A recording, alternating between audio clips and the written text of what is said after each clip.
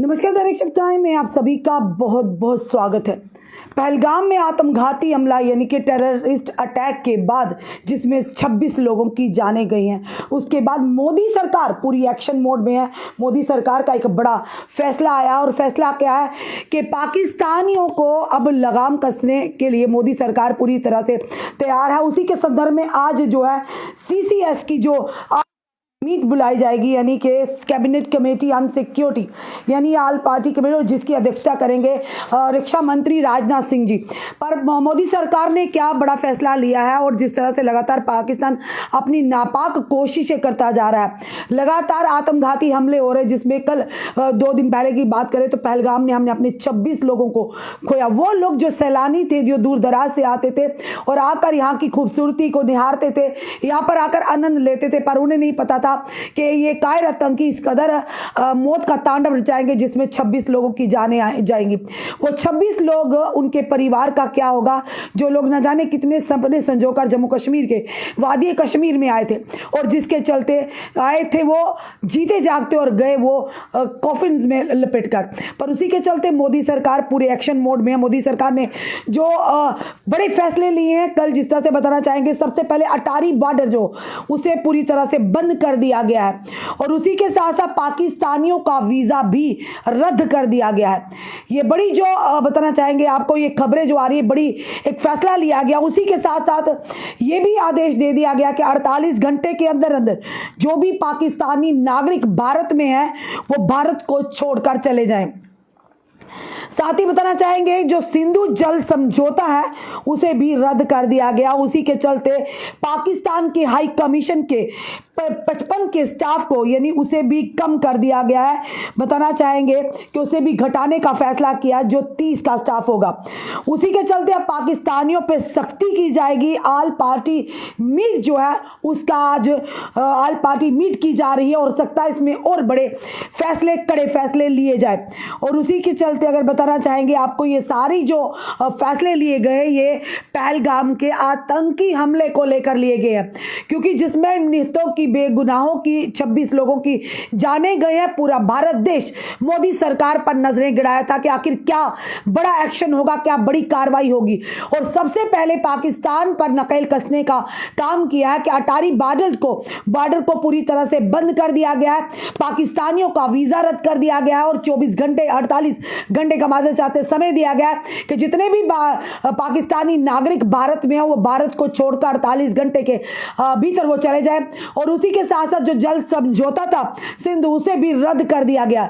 और आज अगर बात करें तो ऑल पार्टी मीट का आयोजन किया गया, जिसकी अध्यक्षता करेंगे जो रक्षा मंत्री है, डिफेंस मिनिस्टर राजनाथ सिंह जी। और इस हाई लेवल पार्टी की जो होगी कैबिनेट कमेटी ऑन सिक्योरिटी जो है ये लेने जा रहे हैं, इसकी अध्यक्षता करेंगे जो यूनियन होम मिनिस्टर इसमें शामिल जो होंगे, राजनाथ सिंह जो है इसकी अध्यक्षता करेंगे। उसी के साथ साथ होम मिनिस्टर जो है अमित शाह जी इसमें शामिल होंगे, एक्सटर्नल अफेयर्स मिनिस्टर जो है S जयशंकर होंगे, national security adviser Ajit Doval और अन्य सीनियर अधिकारी मौजूद होंगे।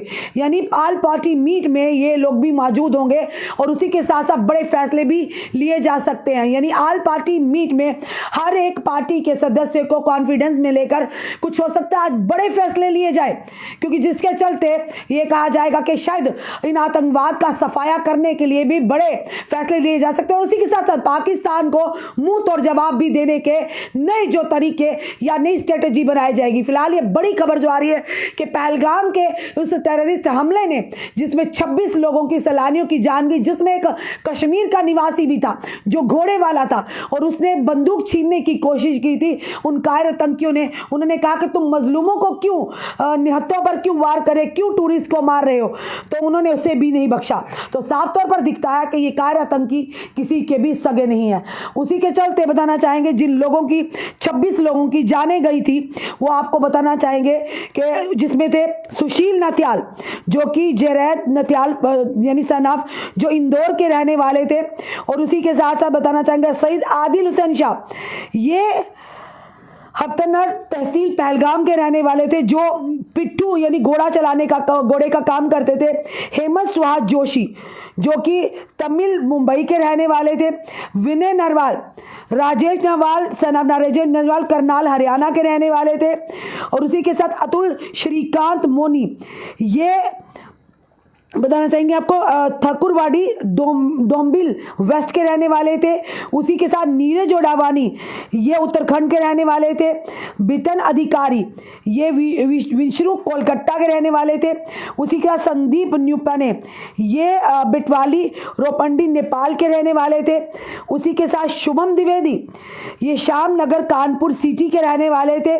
उसी के साथ प्रशांत कुमार शतपति, ये जो कि मलेश्वर ओडिशा के रहने वाले थे। मनीष रंजन, जो कि एक एक्साइज इंस्पेक्टर थे, ये बिहार के रहने वाले थे।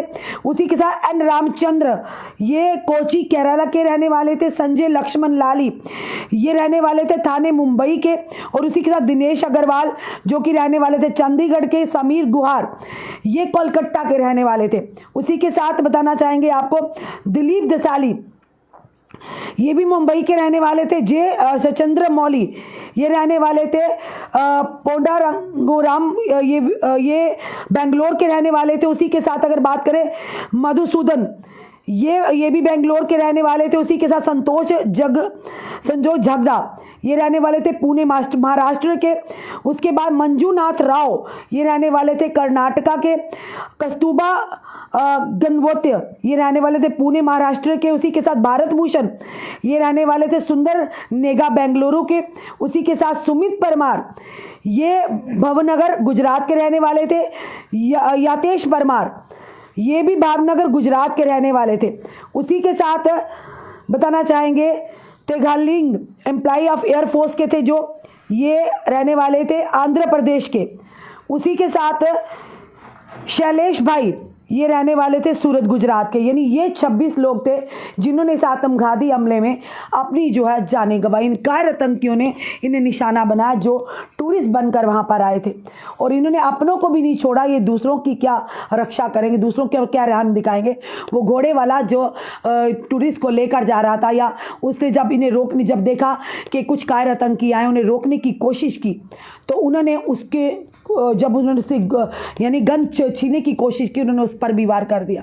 वो इकलौता कमाने वाला था, उसके माँ बाप भी किस तरह से रो रो कर बिलख कर जो कि बता रहे थे अपना दुखड़ा। और उसी के चलते वो बहन जिसके हाथ में चूड़ा था, जिसकी हाथ की मेहंदी भी अभी यानी कि ओझल नहीं हुई थी, कि जिसने अपने उस जीवन साथी को खो दिया, जिसके साथ ना जाने ज़िंदगी भर की कस्में खाई थी, साथ जीने मरने की।